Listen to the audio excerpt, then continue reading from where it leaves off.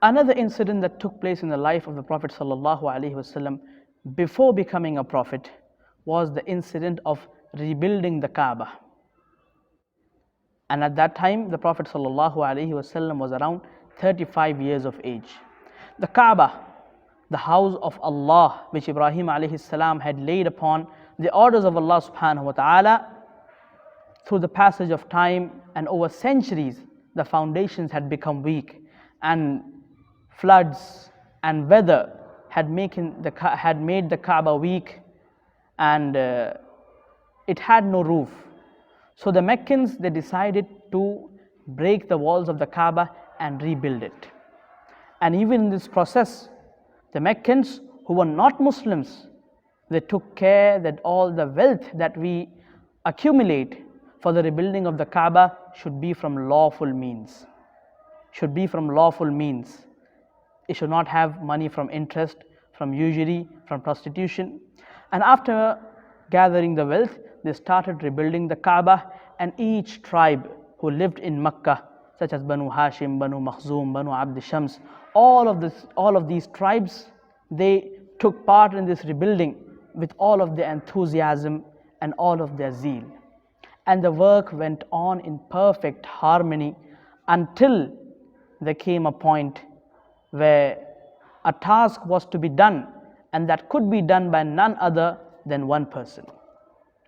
And each tribe wanted that person, that individual who would do that task, to be from their tribe. And that was the task of placing the Hajar al-Aswad, the black stone, in its place.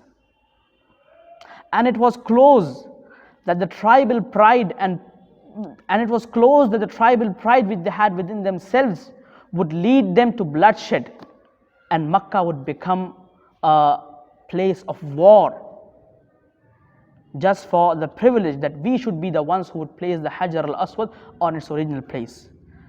And they were quarreling in this, when one of them said that let the person who enters the mosque first, let he decide and judge between us who will be the one who would take this privilege. And just then the Prophet ﷺ entered the mosque, and the people cried in one voice, As-Sadiq al-Amin has come. The truthful one, the honest one has come. And all agreed to make the Prophet ﷺ a judge in their quarrel. And look at the wisdom of the Prophet ﷺ. He called for a mantle, a blanket. And he placed the black stone in the middle of that blanket.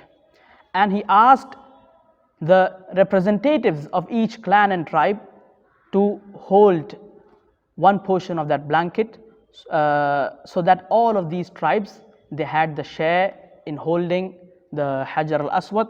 And finally, when it reached its place, he himself took the Hajar al-Aswad, which is with his own hands, and placed it in the original place. And through this wisdom and intellect which Allah subhanahu wa ta'ala had blessed him with, a quarrel, a war, a bloodshed that was about to erupt came to an end. And with the wisdom which Allah subhanahu wa ta'ala gave him, the war that was about to erupt between the tribes of Makkah to make Makkah a place of war came to an end.